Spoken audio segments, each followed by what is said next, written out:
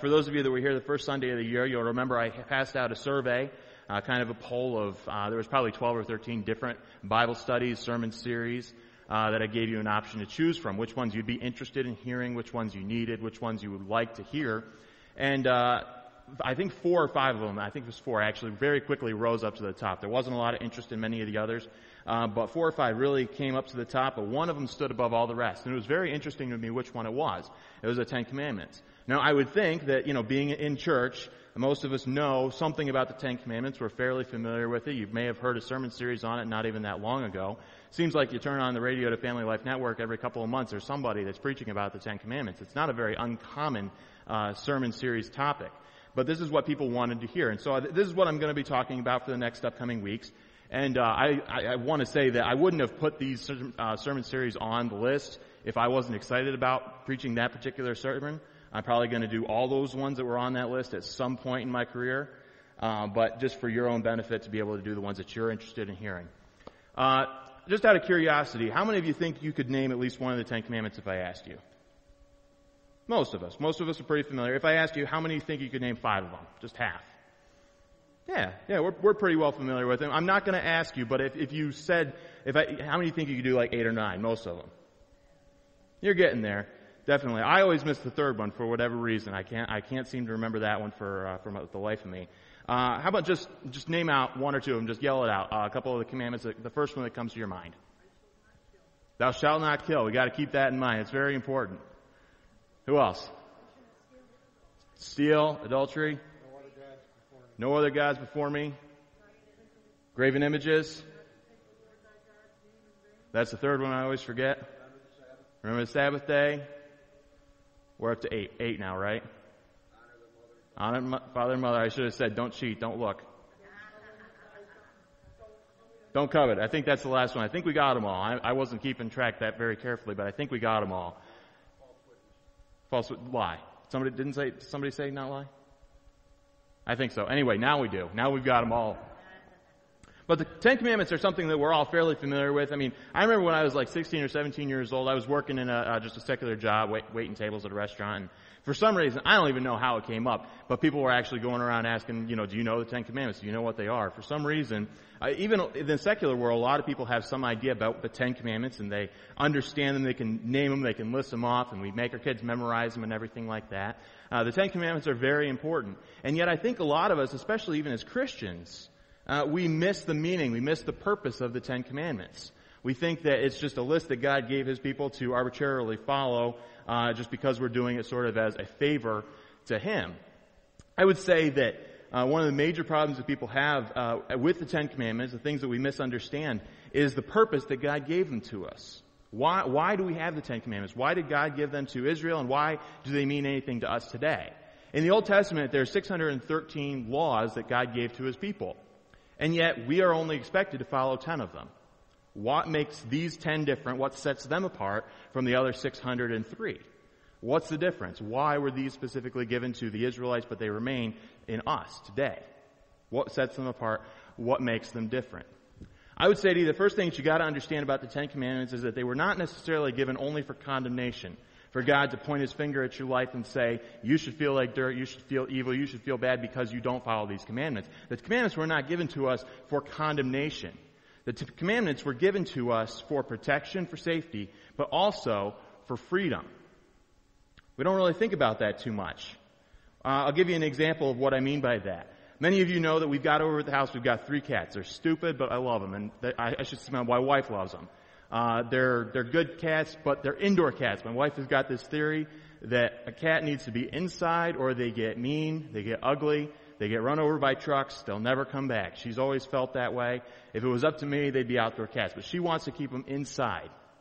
Now, if you were to ask my cats, meow, meow, meow, meow, in other words, if you were to say to them, do you feel like you're free? What do you think they'd say? No, they want to be outside.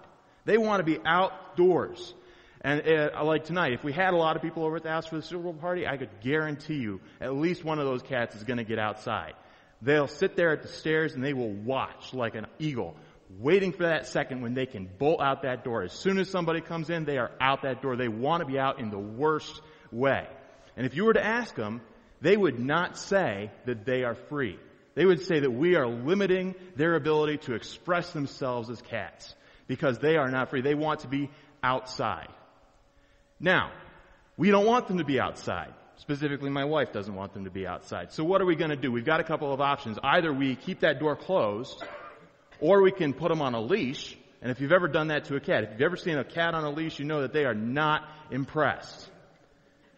Or we could lock them in the back bathroom, which is what we usually do. When we know that the door is going to be open and closed a lot, we'll take their food dish and their litter box and everything. We'll put it in the back bathroom, close the door, and it's just a little space, and you got 3 big fat cats in there. They are not happy. That is really not freedom. Compared to the leash and compared to the back bathroom, the rest of the house having free reign of that is real freedom. Now, the cats about every other night will have an outdoor cat, just somebody that roams the area, the neighborhood, Toms or whatever. They'll actually come and they'll come up onto our porch and they'll look in the window. And the other 3 cats, they will get glued to that window and their eyes will get big as saucers, and they want to get out and they want to see these cats and they want to talk to these cats and they want to, run around. And at that point, and they'll look right back at you and they'll say, "Can I please go outside?" Our cats don't really talk to us, but you can tell, they want to be out in the very worst way. Now to them, we are cruel, we are mean at that moment. They love us, they really do, but when they see that cat outside, that has real freedom to go anywhere they want, to them, at that moment, we're being cruel. At that point, we are limiting their ability to express themselves. At that moment, we are enslaving them and keeping them inside where they don't want to be. And they will howl and they will yell and they will scratch at the door and they want to get out in the worst possible way. But from our perspective and from God's perspective, when we're talking about the 10 Commandments, they are given not only for protection, because we don't want the cats to get run over by a truck. As long as they're inside, they've got a 0% chance of that happening. They're not only 10 Commandments are they given for our protection, but they're also given for our freedom. Well, what do I mean by that? Who was it that God was talking to when He gave the 10 Commandments? He was talking to Israel. Let's look at Exodus chapter 20, verse number 1. "And God spake all these words," not Moses, not some rando, not Pastor Brad. God spake all these words, saying, "I am the Lord thy God, which have brought thee out of the land of Egypt, out of the house of bondage." The first thing that you got to understand about the 10 Commandments is that they were not given in a vacuum. They were given at a specific time, in a specific place, to a specific group of people. And the story goes all the way back to Genesis chapter 12 with a guy named Abraham. And you say, all right, here we go again. I'm going to condense this story. I'm going to give you the Cliff Notes version of it. Try to get through the entire book of Genesis in like 30 seconds, okay? God saw a guy named Abraham and He said, "I like you. I'm going to bless you. I'm going to give you a land and a home. I'm going to get you out of your mom's basement, and I'm going to bless you and give you a whole bunch of kids, and I'm going to make you great, and I'm going to bless you so that you can be a blessing." And he had a couple of kids, and they had a couple of kids, and they had more and more kids. And basically, by the time you get to Genesis chapter 50, you're down here in this section of Abraham's family tree, you've got 70 people. And they're not in Canaan, the land that God had given Abraham, that He had promised him. They are actually in Egypt. Why? Long story. Nevertheless, those 70 people, they grew, they expanded, they multiplied to the point when we get to the book of Exodus, there's about 2.5, 3 million people. And the Egyptians, they look around and they say, wait a second, if we don't do something about this, they're going to take over our land. Egypt at that time was the greatest nation, militarily, financially, economically, that the world had ever known. And the Egyptians said, listen, if we don't do something about these Israelites, these Hebrews, we're going to be in major trouble. And so they started killing off their baby boys so that they couldn't command a standing army. And then they also decided we're going to go ahead and we're going to make them slaves so that they have a lot to do and they can't get to thinking too much.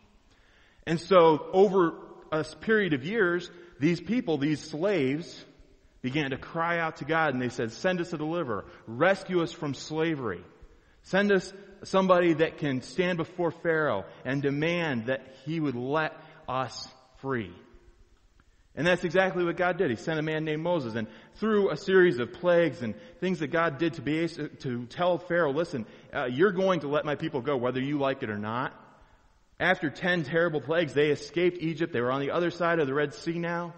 And if you're following along, that's 69 chapters of God doing. And now for the first time, God is going to start telling. God didn't just lay down the law for the first thing. You've got a couple of different times people that God spoke to and he told, okay, Adam, I don't want you to touch the fruit of the tree. No, I want you to build an ark. Abraham, I want you to get out of your mom's basement, and so on and so forth. But this is the first time, 69 chapters into the Bible, that God is actually telling his people to do anything in a general way. 69 chapters of God telling, 69 chapters of God doing. And now you've got one chapter of God telling. God is saying, listen, I have done all of these things for you. I have redeemed you from Egypt. I have made you a people after my own name. And here you are in the wilderness, and we're going on a 6-month camping trip. The people to get from Egypt to Canaan was only like a 16-day journey.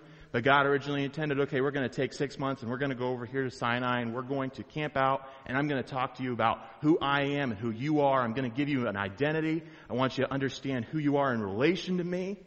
I want you to understand that you are my children and I love you and I care for you before you go into the promised land. He had plans for them. And the 10 Commandments is the first thing that he gave his people. That's the first thing that he said. Listen, I want you to understand these 10 principles. Not only for you to follow as a favor to me. I want you to follow these 10 Commandments as a favor to you. You've been freed from Egypt, but you're not as free as you think you are. If you really got introspective, if you really dug down deep into your own heart, you'd realize that you're still enslaved by things that you don't even know. God looked at his people and he said, you guys are a mess. He basically had a family meeting. How many of you have ever done that, where you gather your kids together and you sit them down on the couch and you say, okay, we got some things that we got to go through. We got to work out some of these details. Honey, sweetie, you got to wear some clothes, and nobody wants to see that. You're in 3rd grade. You need to get some real clothes. Sonny, you need to pull up your pants. You're never going to be Justin Bieber. You need to stop smoking pot for breakfast. You're 16. We got to work through some of these issues. And kids have got things that they need to work through. And the people of Israel, they had some major issues. They had things that they needed to work through. They were sleeping around and they were using God's name in the wrong way, and they were worshiping other gods, and they were lying, and they were stealing, and they were doing all of these things. And to them, they had sort of developed, like many of us do, a Stockholm syndrome for our own sin, where we start to defend it and we start to think, well, it's not really that bad, and I can leave whenever I want to, and this isn't really going to hurt me, and it has no power over me. But God was telling his people, listen, I may have saved you, I may have redeemed you, I may have released you from Egypt, but I intend to save you and release you and free you from much more than that. But in order for that to happen, in order for me to free you from your sin the way I freed you from Egypt, you've got to want to be free. You see, God didn't release people from Egypt until they cried out to him, until they asked for a deliverer. God wasn't ready to send them Moses. He said, listen, if you want to be free from your sin, these 10 principles, these 10 laws, these 10 sins, these 10 taskmasters, if you want to be free from them, you've got to ask first. You've got to want to be free from your sin. Many people say, I can't change. I can't be freed from this. This is an addiction. This is a habit. This is something I've tried and I just can't quit. The reason you can't quit, the reason why you can't change, the reason why you can't make something of yourself is because you don't want to. The 10 Commandments say God has already freed you from all of these things. You just have to want to be free. It wasn't only enough for God to make Pharaoh release his people. They still had to get on their shoes and walk out. And many of us need to understand that God has already freed you, and he's freed me from our sin. But it's our choice to get up and walk away. And until you realize that, you're still going to be enslaved. You're still going to be underneath your sin. Now, the 10 Commandments are sort of like a cliff notes for the entire law. The next 603 laws in the Bible basically all fall into one of these categories. Now, there are some dietary laws and some religious things that they talk about in Leviticus and so forth that don't really fit into these categories. But many of the other laws that are found in the Old Testament fit within these 10 very specific laws. If you want to get it even easier to understand, you look at what Jesus had to say. What are the 2 greatest commandments? Love your Lord your God with all your heart, soul, mind, and strength, and love your neighbor as yourself. Everything in the 10 Commandments falls into those 2 categories as well. That's what the whole law is made up of. Love the Lord your God with all your heart, soul, mind, and strength, and love your neighbor as yourself. The first master that God wants us to be freed from. The first thing that he says, listen, you are not nearly as free as you think you are. The first master that God wants to free us from is any god but himself. Let's look at what it says. Verse number 3. Thou shalt have no other gods before me. This is the first and the utmost commandment. You cannot break any of the other commands without first breaking this one. You cannot break any of the other 9 commandments without first breaking the first commandment. Thou shalt have no other gods before me. Now, I believe that when Israel went into Egypt 430 years before they left, I believe they went in as an idolatrous family. Their moms were idolaters. They had idols. They worshipped other gods. And I believe when they left, they were probably in even worse shape. Egypt was a land that was filled, was just swarming with false gods. They had a god for everything under the sun, including the sun itself. They had a god for the sun, for the moon, for the stars, for fertility, for the crops, and for the animals, and for everything. And we've talked about this before. I gave a talk several months ago about the origins of idolatry and how it came to be that people believed that there were these personalities that would actually bless you. And people would say, okay, well, it hasn't rained in a month and my crops are going to die. What am I going to do? And they'd go to a priest and they would say, okay, what do I need to do in order to get my crops to start growing and for the rain to fall? And the priest would say, well, you need to sacrifice this animal and you need to do this, this religious rite and you need to do this, and this. And if you do all these things, then the rain will fall. Sometimes it did, sometimes it didn't. And if it did fall, and it did rain, and you did actually have crops that grew that year, you would have to sacrifice some of those crops, and you'd have to give them back to the gods. Same thing with your family. Same thing with your animals. Same thing with anything that you had in life. They believed that everything that went on in their lives in Egypt and Greece and ancient Rome and any ancient civilization, they believed that the gods were directly responsible for their success. God was saying to Israel, thou shalt have no other gods before me. He said, listen, you've got some major issues here. You need to understand that I am the God that made heaven and earth. I am the God that made the sun and the moon and the stars. I am the one that gives you fertility. I am the one that heals your bodies. I am the one that makes your crops grow. I am the one that makes your animals reproduce. I am the one that gives you great success. Not all the rest of these false gods. He said, listen, thou shalt have no other gods before me. Now there's a little bit of theological debate about what that word before really means. People say that it could mean that thou shalt have no other gods in front of me. They say it shouldn't be any other gods behind me. I don't want it to be to the side of me or in front of me, behind my back, in place of me, or in conflict with me. What does that word before mean? I believe it means all of those things. God intends not to be first. God doesn't intend to be last. God doesn't intend to be in place of. God doesn't intend to be anything but only. God says there is one God. What does it mean in Hebrew? One God. What does it mean in Greek? One God. There is one God. There is one mediator between heaven and earth, and that is Jesus Christ. They were worshiping Jehovah. We are worshiping Jesus. Same guy. And God was saying, listen, you need to get rid of all of these idols. You need to get rid of all of these false gods. Thou shalt have no other gods in front of me or behind me, to my side, in place of me, in conflict with me. I've used this example before, but if my wife came to me tomorrow and she said, honey, I love you and I think our marriage is really great, but I've decided I don't want this to be monogamous anymore. I want to have a little bit of playtime on the side. I want to be able to have another mate. I want to have a boyfriend or two. And I'm still going to give you, an hour on Sunday morning as long as I don't get sick or it doesn't snow or there's, nothing better on TV or I don't have anything better to do. I'm still going to give you that 1 hour and you're first. You're still my husband. I'm not going to marry anybody else. But I don't want to be monogamous anymore. I still want to have these other guys on the side. How many of you think I'd be okay with that? And yet that's what we do with God all the time. When we think about it, when we really dig down deep and we find out that we have placed God not first, not second, but we have placed God alongside a myriad of other things. The problem is many of us have a wrong view of where God should be in our lives. We place ourselves in the orbit of in the center of our universe, and everything else orbits around it. We've got us, and then over here we've got God, and over here we've got house, and over here we've got money, and over here we've got job, and over here we've got family, and over here we've got this, and over here we've got that. And God's just this one little part of our life. And yes, He might have some impact on the rest of it. But what we really do when we pray is we ask God, okay, God, give me a better house down here. And we expect God to bless us like this. That's not what it's supposed to be at all. We shouldn't expect God to bless us through blessing something else. I believe that when we ask God for certain things, I believe God wants to bless His people. I really do. The Bible teaches that very specifically.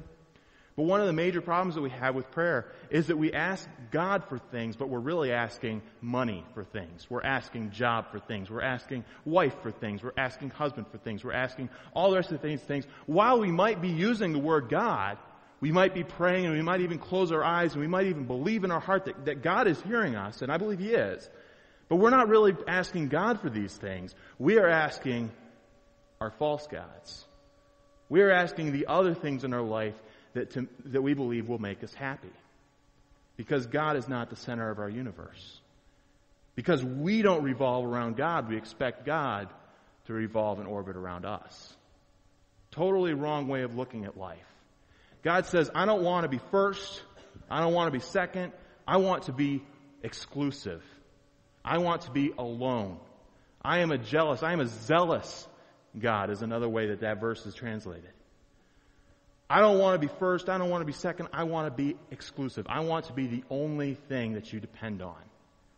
Now we might say, well, we don't worship these other gods. You know, you look in the Old Testament and you've got, these idols and these guys like Molech and Ashtaroth and Baal, and the Egyptians had, hundreds of gods, and we don't worship those. We don't worship them as idols, and we don't assign names to them, and we don't go to that church and worship Molech, and we don't offer our children in the fires of so forth, and we don't sacrifice, we don't cut ourselves, we don't sacrifice the family pet to these idols, to these gods. And yet, we worship them in a very similar way. C.S. Lewis actually called it chronological snobbery. Where he says we think of ourselves as being so different from the people were, 2,000, 3,000 years ago, because we don't worship these gods in the exact same way. He says, you're not sacrificing the family pet, you're not doing this and you're not doing that, and you're not going through these ritual religious experiences, and yet we still worship. He says, you can't be a snob, because basically, you can say, okay, the God of success, or the God of sex, or the God of fame, the God of, fertility, or whatever. We worship those same gods, we just don't give them those names. We've got to be very careful about these things. I think it's kind of interesting. Today's Super Bowl Sunday. If you took an Israelite from 3,000 years ago, and you put them right in the middle of the Super Bowl, and they looked at, the 16 million screaming fans all around them with their faces painted, and people are going nuts, and you got the half-naked cheerleaders running around, and people are dancing around in tights on the field, and you see all these people that are screaming and going nuts, and they're drinking. And do you think they wouldn't look at that and say that is a religious experience? I honestly think that they would. I don't think it's really that different from what they were doing. Now, none of us worship football. I'm not against football. We're going to watch the Super Bowl tonight. I've got no problem with that. By the way, did you know that football is America's number one religion? There are twice as many people going to watch the Super Bowl tonight as are in church this morning. Twice as many. Think about that for a second. There are so many things that we worship as Christians, as God's people. With our mouth, we may say that God comes first in my life. I don't want to ever hear anybody say God comes first in my life. I want you to say God is my life. God is everything to me.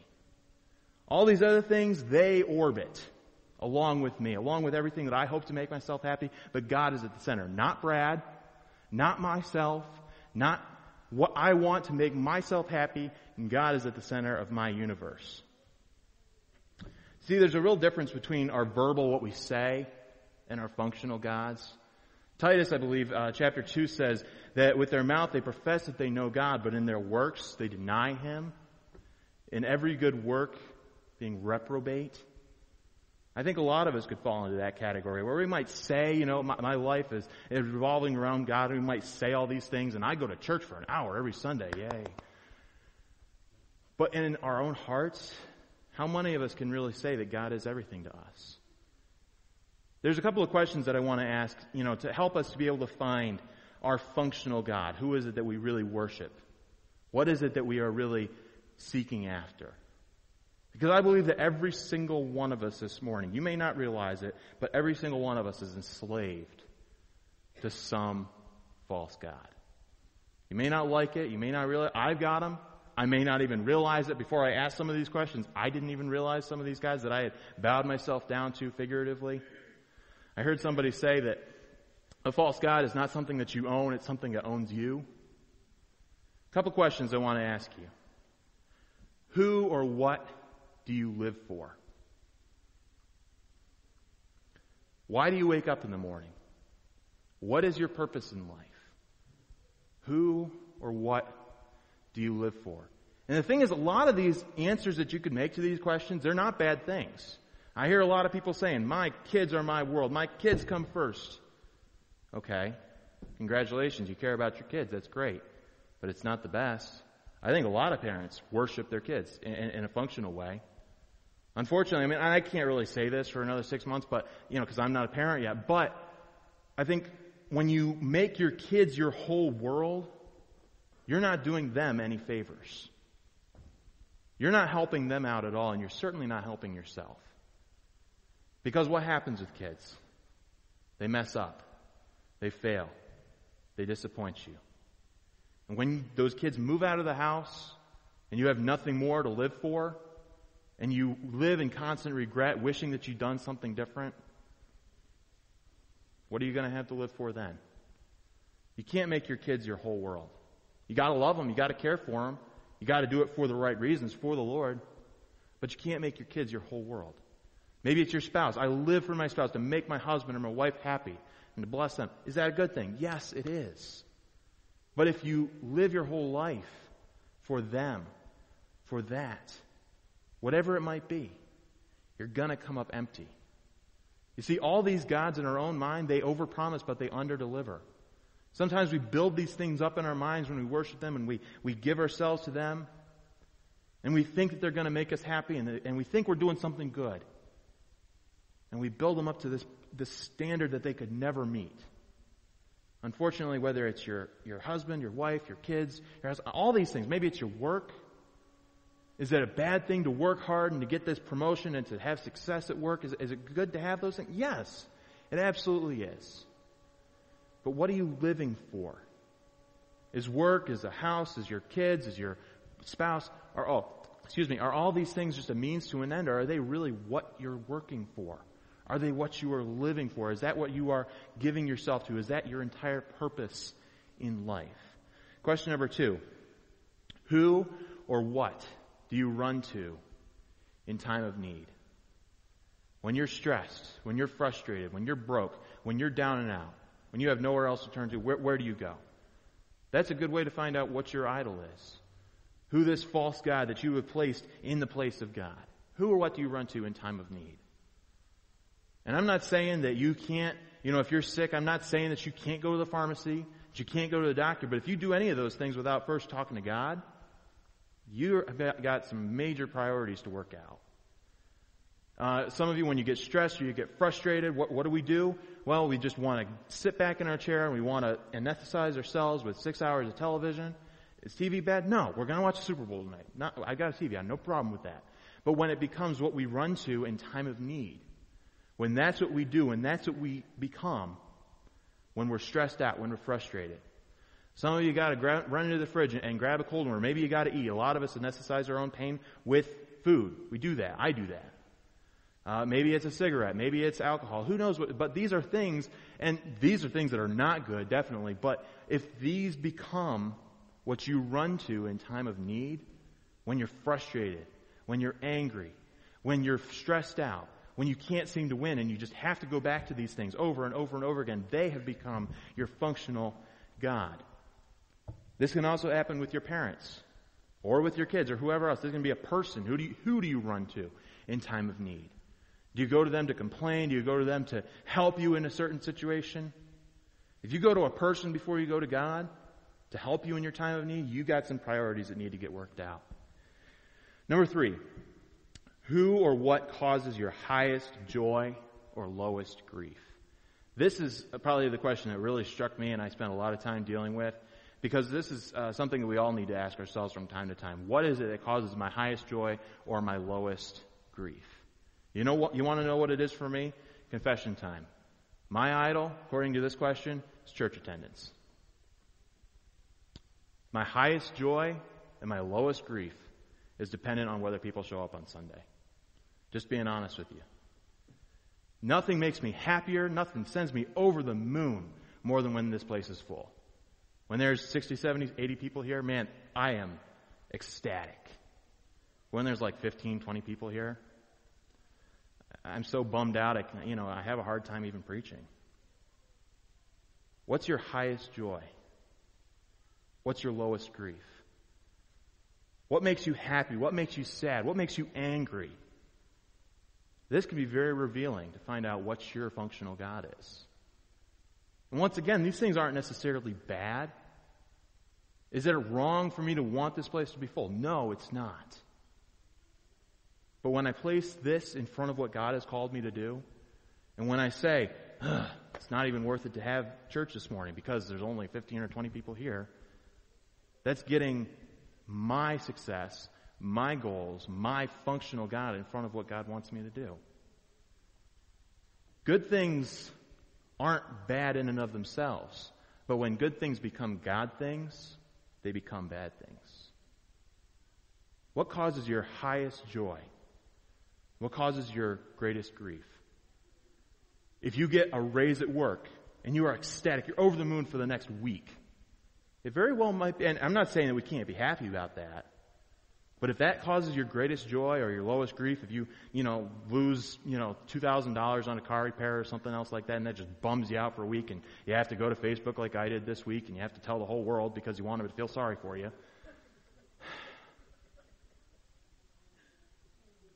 If you do these things, if that's your high, then that very well might be your functional God. These are some things that you got to ask yourself. What causes your greatest joy and your lowest grief? Number 4, who or what consumes most of your disposable time, energy, and money? Notice I use the word disposable there. If you work 40 hours a week and you sleep 6 hours a week, or 6 hours a day, half your time is gone. Okay, those things are just out of the way. But I'm talking about your disposable time, your disposable money, your disposable energy. What do you do with the time when you don't have another obligation? What do? If you've got 30 hours a week that you can just blow and do anything you want with, where do those 30 hours go? Because you can say, okay, there's 160 hours in a week or something like that, and I only spend 16 of them in front of the television. That's not too bad, 10%. But when you cut it back to the 30 hours a week that you actually don't have any other problem, you're spending half your disposable time in front of the boob tube. You got a problem. Look at your disposable income. You say, what's that? I know. We all have that problem. Sometimes it seems like, but our paycheck's gone before we ever even see it. But we all have some form of disposable income. What do you spend your money on? Things that go outside of your bills. Where do you spend your disposable income? If I was to look at your checkbook, or God was to look at your checkbook, would He be able to see where your priorities lie? Where you spend your money? I'm not trying to tell you what your functional God is. That's between you and God. But I want you to get introspective. I want you to look inside deep and find out what is it that I am placing a higher priority on than I should. And number 5, what do we make excuses for? And this is a big one for me. When we know that we're supposed to do something, when we know that we're supposed to obey God and we're supposed to do something right, but we make an excuse not to do that thing, that excuse that you're making is probably your functional God. When you're saying, okay, when God impresses on your heart that you're supposed to help somebody, or you're supposed to speak a word, to them, you're supposed to present the gospel, or when you're supposed to be in church, or when you're supposed to be doing whatever. When God tells you need to do something, and these things are very clear, and you make an excuse, and you say, I would, but. Whatever follows that but is probably your functional God. All of these things, they might not be bad in and of themselves. But as I said earlier, when a good thing becomes a God thing, it becomes a bad thing. And all of these gods in our own lives, they might be relationships, they might be recreation or entertainment. We got to get that golf score down, or we got to get, working on something. We got to get that 12-point buck, or whatever the problem might be. It might be stuff. We want to have, maybe to be able to anesthetize your pain, or to be able, when you're frustrated, you got to go shopping, you got to get this stuff, and this stuff is what's going to make you happy. Maybe it's got to be the idol of security and comfort.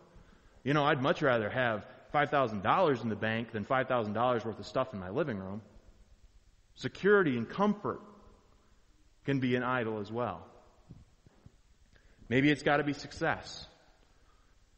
When we've got to be successful in the eyes of the world, in front of the people that we really care about. What is your functional God? God says, I don't want to be first. I don't want to be last. I don't want to be second. I don't want these other gods to be in front of me or behind me, to the side of me, in place of me, or in conflict with me. God says, I want to be the one and only. I want you to go to me in your time of need. I want to be the source of your highest joy. I want to be what you live for. I want to be what consumes most of your disposable time, energy, and money. I don't want you to make any excuses to serve me. I believe if we were to dig down, and listen, I'm not going to ask anybody for what their particular idol of the heart is. This is something that's between you and God. But the Lord has really been working me over this last week, and the funny thing about these idols is that they come, they go, and they always come back again. They're always there. You may send them out the back door. You may think, okay, I'm free from that. I don't owe them anything anymore. I don't serve these idols. But they're always going to be there, knocking on your door. And you've got to be determined. Give you an instance. I already told you what one of my idols is, church attendance. And basically back in September, I guess it was August, I basically said to God, listen, I don't care whether this church grows. I don't care who shows up. It's up to you. It's between them and God. But when January hits and attendance drops like a brick, it's right back there again. And I get frustrated and I get angry. It's always right there. You got to be determined. You got to look into the future. You got to come up with a game plan. You got to say, all right, when this temptation comes to worship or to serve any other God but Jehovah, Jesus, I'm going to have a way. I'm going to have something to say to this idol. I'm going to have a game plan. And this is what you've got to do. We all have a lot of needs. We've all got a lot of progress that we've made over the last 6 months, I hope, and I believe God's got a lot of good things ahead for us. But if you can't get the first of the 10 Commandments right, you're going to fail. You're going to fall. God's never going to bless you. Like I said, a lot of these things that I've mentioned this morning, they're good things. But if God doesn't come first and only in your life, He's never going to bless you. God isn't interested in blessing all of the other idols in your orbit. Why would He do that? Why would God bless anything else in your life if they're in direct competition with Him? Think about that for a second. I want God to bless the people of this church. I hear about all your needs and everything that you're going through.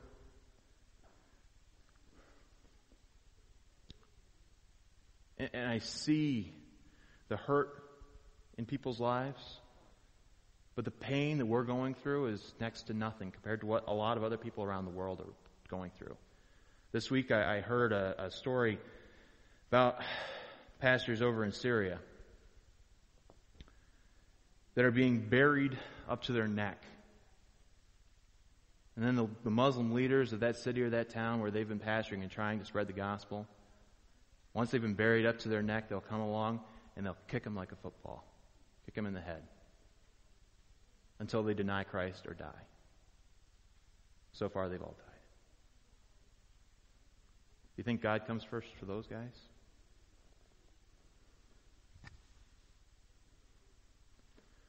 I want God to bless us, but more than anything, I want us to bless God. I want God to know that He doesn't just come first, but He is alone, that He is our one and only. that our relationship with Him is exclusive. Heavenly Father, I thank you so much for what you've done for us, and for the fact that you have set us free from all these other idols, that we don't have to serve them, that we don't have to sacrifice ourselves to them. That you are so much greater, that you are so much higher, that you are so much more holy and mighty than we could ever even imagine. And yet, Lord, so often we run to these other idols that promise us success and happiness and fame and wealth and health. And we want all these things, and we look to every source but you for them. And they overpromise, but they underdeliver. And when we get frustrated and when we fall, so often we forget that you're even there at all. But when we do, we cry out and we say, God, why haven't you helped me? Why aren't you blessing me? Why don't I have this or why don't I have that? Lord, I pray that we would change our ways this morning.